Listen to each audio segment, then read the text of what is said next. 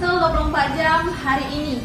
Sebanyak 100 off-roader di Sumatera Selatan menjelajahi medan otomotif Dirgantara Lanut Sri Mulyono Herlambang selama 2 hari Sabtu dan Ahad kemarin. Kegiatan mengasah adrenalin ini dibuka langsung Gubernur Sumatera Selatan Haji Hermanderu. Sebanyak 100 off-roader di Sumatera Selatan akhirnya kembali menguji adrenalin setelah sempat berhenti selama pandemi COVID-19. Para off-roader ini melepas dahaga petualangannya dengan menjelajahi medan otomotif Dirgantara Lanut Sri Mulyono Herlambang. Medan berlumpur dengan luas 90 hektar tersebut harus ditaklukkan para off-roader dalam event melumpur bersama atau meluber Bank Sumsel Babel 4x4 Off-Road Adventure tahun 2020. Event bergengsi ini sendiri digelar untuk memperingati HUT ketiga Jeep Palembang Nian Sriwijaya, HUT ke-39 Korem Garuda Dempo, Silver Reunion Bima Cakti Alumni Akabri 1995, dan HUT Bayangkara ke-74. Ketua Umum JPNS Dr. Andes Haji Harobin Mustofa MSI mengatakan JPNS adalah wadah dari 25 berbagai komunitas 4x4 di Sumsel tanpa menghilangkan jati diri komunitasnya. Kita melaksanakannya sekarang di Lanut. Lanut ini memang tempat kita main sehari-hari. Tentu kita bisa lihat sekarang begitu antusiasnya para peserta masyarakat yang ingin menyaksikan kegiatan ini. Ini luar biasa ya, kerinduan dari para off-roader ya, baik Palembang, kabupaten kota di sekitarnya, bahkan tadi sebenarnya ada yang dari Bangka, di mana-mana ya. Ini tentu merupakan kebanggaan bagi Kota Palembang. Dan tempatnya di Lanut ini adalah merupakan tempat yang sangat strategis ya, karena ada di tengah kota. Selama ini, sambung mantan Sekda Kota Palembang, komunitas off-road hanya bermain sendiri. Oleh sebab itulah, JPNS yang ikut dibentuk oleh Komandan Kodiklat TNI AD, Letnan Jenderal TNI Anto Mukti Putranto SOS, sewaktu menjabat Pangdam II Sriwijaya, menjadi wadah komunitas off-road dalam menyalurkan hobinya. Ada 100 dari Morainim, dari Batu Raja, Prabu Mule, Baju Asin, dan Palembang dan sendiri. Rute yang dilalui ini yang di dalam. Ini ada 4 pos. 4 pos ini mudah-mudahan akan selesai sampai besok sore. Jadi malam ini mereka akan camping di dalamnya. Panjangnya tidak lebih dari 10 kilo, tapi ditempuh sekitar sehari semalam. Sehari semalam, 10 kilo. Ya, berbeda. Sementara itu, dan Lanut SMH Palembang Kolonel Penerbang Firman Wirayuda mengatakan, selain kegiatan off-road ini, pihaknya juga menyerahkan 100 paket sembako dari alumni Akabri 1995. Paket sembako ini diserahkan kepada warga prasejahtera yang ada di sekitar Lanut SMH Palembang. Kami mohon doa restu, kebetulan kami Bima Sakti Akabri 1995 pada hari Senin besok tanggal 27 Juli itu melaksanakan reuni Akbar 25 tahun. Sehingga ini kita laksanakan serentak di seluruh Indonesia, bahkan di seluruh dunia, karena para atasnya pertahanan di seluruh dunia pun merayakan hal yang sama pada waktu yang sama. Lebih jauh, kata Dan Lanut, lahan seluas 90 hektar ini bisa dimanfaatkan oleh siapapun untuk bermain off-road. Bahkan, dia berharap agar lokasi ini bisa dijadikan perlombaan baik di tingkat regional maupun nasional. Sementara itu, kendaraan dinas yang ditumpangi Gubernur Sumsel Haji Hermanderu sempat selip saat menuju lokasi off-road karena medan yang berlumpur. Alhasil, orang nomor 1 di Sumatera Selatan ini meminjam motor trail Pol PP untuk menuju lokasi. Dalam sambutannya, Gubernur Sumsel Haji Hermanderu mendukung penuh kegiatan JPNS. Baginya, off-roader memiliki semangat kebersamaan, gotong royong, saling membantu dan menghadapi tantangan. Dalam dunia off-road, Sumsel pernah menjadi off-road Indonesia 1990. Harapan saya, Pak Robin sebagai ketuanya, setelah ini silaturahminya menjadi erat antar provinsi, antar kabupaten, dijadikanlah tangga untuk menuai prestasi. Sumatera Selatan pernah juara 1 nasional off-road pada tahun 90, ada masa jayanya. Dan kedua, pembinaan untuk generasi berikut. Jangan sampai olahraga ini lost generasi sehingga kita kehilangan bibit. Nah, jadi ada tugas berat ini bagi Pak Airobin dan kawan-kawan untuk mengedukasi bagi anak-anak muda cinta otomotif tapi tertib lalu lintas. Dalam kesempatan itu, Haji Hermanderu juga menambah hadiah kepada peserta berupa motor trail KLX. Usai membuka acara, Gubernur Sumsel ikut masuk ke jalur fun off-road. Satu mobil bersama Ketua IOF Palembang Bandar Arifin serta 2 off-roader senior Haji Budi Antoni Arjupri dan Chandra Dewana. Reporter dan juru kamera, Trisno melaporkan untuk palapres.com.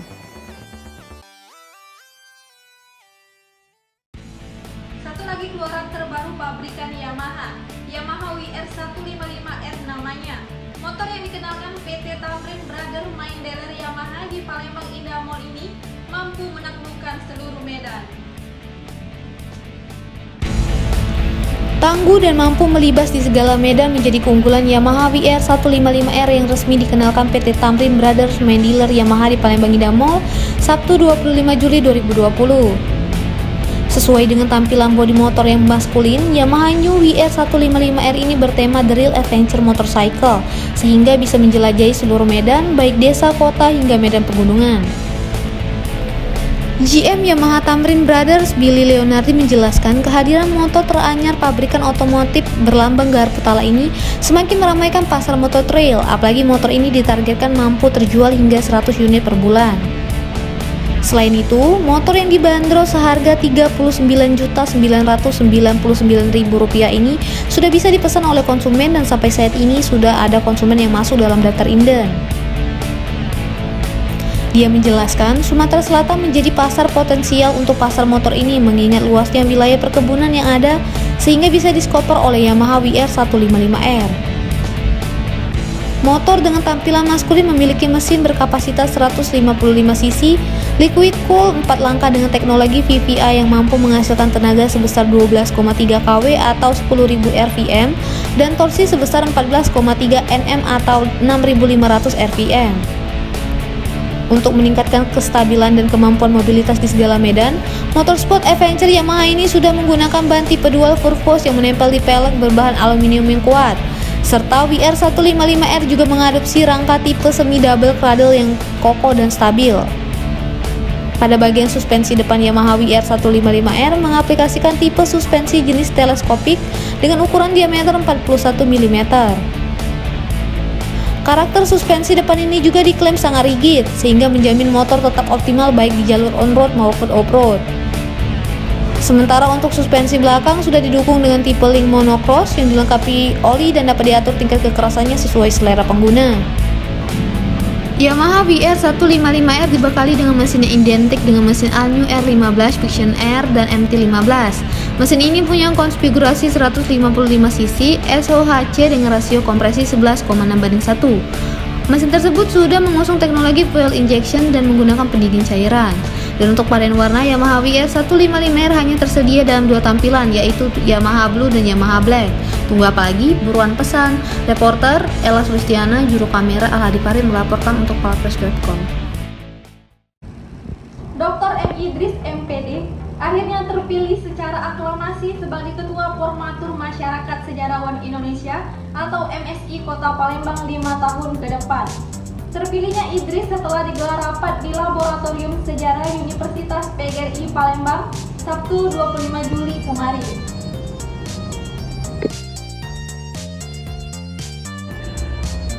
Kepengurusan Masyarakat Sejarawan se-Indonesia MSI Kota Palembang periode 2013-2018 yang berakhir 2 tahun lalu bakal segera memiliki ketua dan kepengurusan yang baru.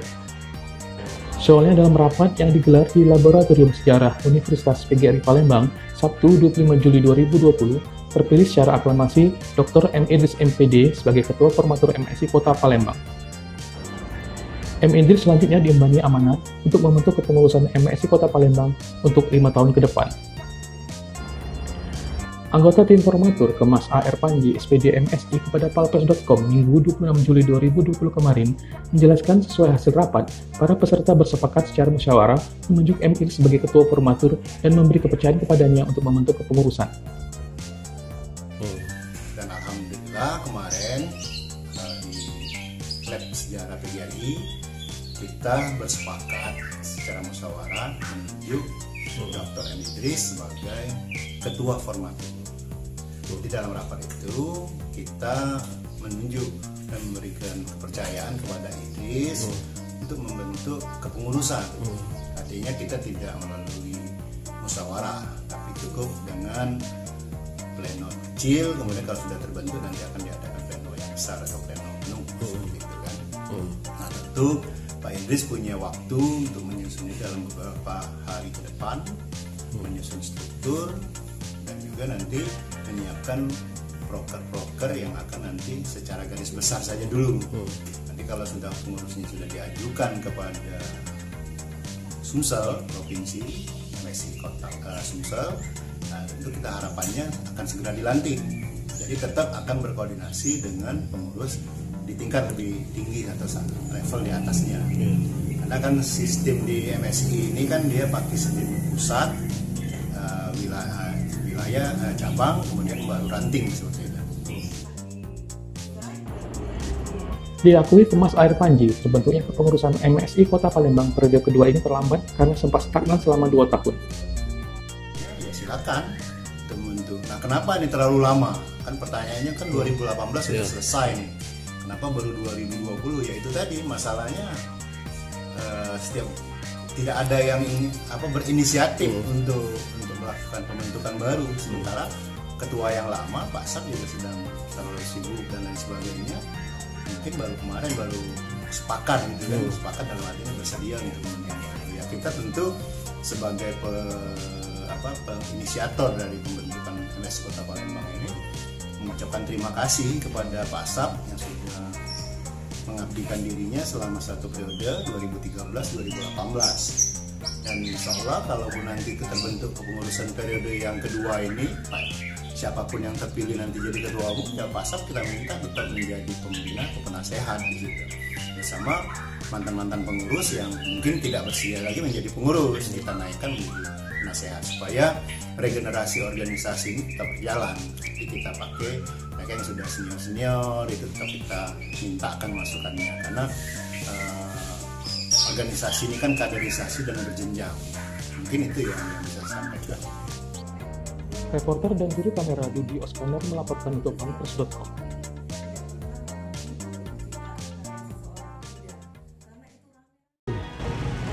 Masih ingat dengan kasus pembunuhan di teras musola Rabu lalu? Tim gabungan Jatanras di Treskrimum Polda Sumsel, Polrestabes Palembang dan Polsek IT2 akhirnya berhasil menangkap tersangka. Dari pengakuan tersangka, perbuatan keji itu dilakukan karena sakit hati keluarga diancam masalah hutang sabu senilai 30 juta rupiah. Kasus pembunuhan keji yang terjadi di teras musola Abadah, Jalan Sultan Agung Kelurahan 1 Ilir, Kecamatan Ilir Timur 1 Palembang mulai menemui titik terang. Hal ini setelah satu persatu tersangka pembunuhan ditangkap oleh anggota polisi. Setelah menangkap 3 tersangka, yakni Denny Afriyadi, Mukroni, dan Retno Herlambang, kali ini anggota berhasil menangkap Arpani di rumahnya, Lorong Kedukan, Tangga Buntung, Palembang, Sabtu 26 Juli sekitar pukul 15 waktu Indonesia Barat.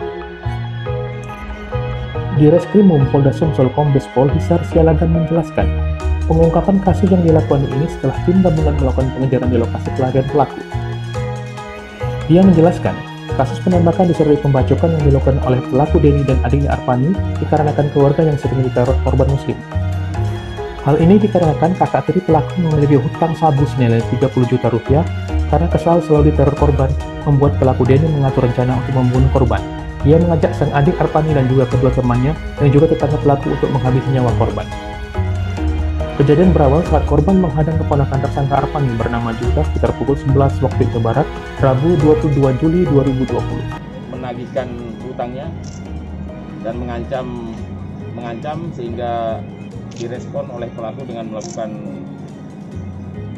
pembunuhan, penembakan. Korban ini yang menagih hutang. Si tersangka satu merasa keluarganya diancam dan pernah informasinya disekap oleh korban atau kelompoknya, kemudian oleh tersangka dilakukan pembunuhan terhadap korban. Ini kita kerjasama juga setelah kasus ini, kita kerjasama dengan Pak Direktur Narkoba untuk mengungkap peristiwa ini lebih dalam lagi untuk khusus tentang peredaran narkoba di Palembang. Kalau melihat dari peristiwanya, mereka berbonceng dan mereka dari rumah sudah membawa senpi, senjata api dan sajam kita pastikan ini sudah direncanakan dari awal. Atas keduanya, ketiga pelaku terancam pasal 170 KUHP dengan ancaman penjara selama 12 tahun. Sementara itu, pelaku Arfani mengaku tidak ada niat untuk membunuh korban. Masuk hati, ia ingin menjemput kakak iparnya yang sempat diancam korban, namun emosi terpancing hingga ikut menghabis nyawa korban. Reporter dan juru kamera Kurniawan melaporkan untuk Valpress.com. Demikianlah berita Sumsel 24 jam hari ini. Saya Sri Devi, sampai jumpa.